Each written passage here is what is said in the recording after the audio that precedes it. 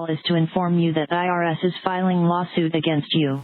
Boy, if you heard that, it's a pretty scary voicemail to get, but be aware it is a scam, one that costs thousands of people millions of dollars each year, and one that the Better Business Bureau hears about quite often. Joining me now, David Quinlan from the Better Business Bureau. Good morning to you. This is called an imposter scam. How exactly does this work? Right, the infamous IRS imposter scam. Yeah. It takes on different twists and turns, and this is a scam that's really actually evolving. And what happens is it starts either with a phone call or some sort of email, and it's someone pretending to be either with law enforcement, a federal agent, or they work with the IRS.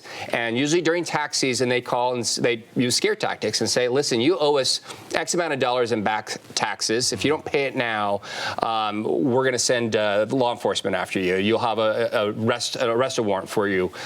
So those are big red flags. And unfortunately, a lot of people fall for it. They panic, and they end up giving money over the phone, or they end up giving their personal information to the caller. You have to remember the IRS, they're not going to call you out of the blue. They're not going to send you a Facebook message saying, hey, there's an issue with your taxes.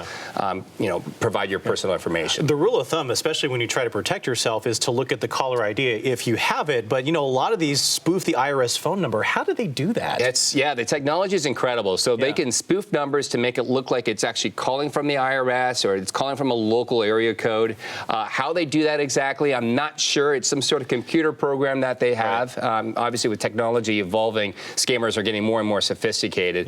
But again, it comes back to knowing what the scam is, being able to identify it, and realizing that the IRS, once again, they're not going to call you if there's an issue. They're going to send you a certified letter. And this is also affecting social media these days. Obviously, everyone on Facebook or Twitter. But how are these guys affecting people on Facebook or on social media? Social media, yeah. Social media, Craigslist ads, email, you name it. I think the scammers will sometimes make and create fake websites, hijack government logos or the IRS logo, and make it look like the real deal. So they either get you by sending you some sort of message on your social media account or an email. You click on something, it takes you to this fake landing page. It looks like the real deal, and then people start to input their personal information.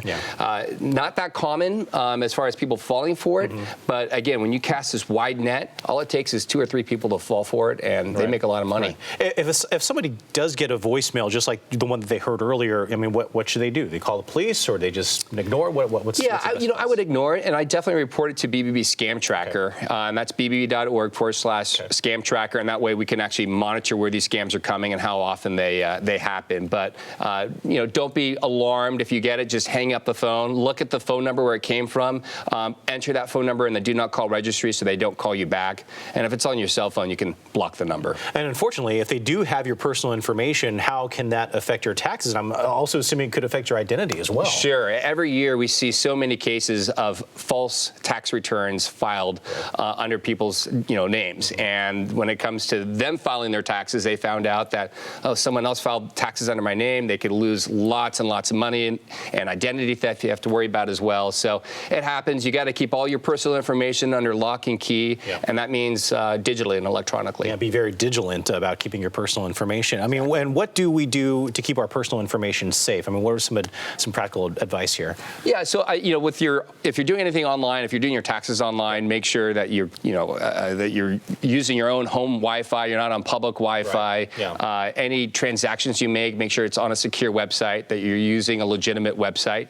And if you are using a tax preparer to handle your taxes, use a tax preparer that is credible, that has the right credentials, that's BBB accredited.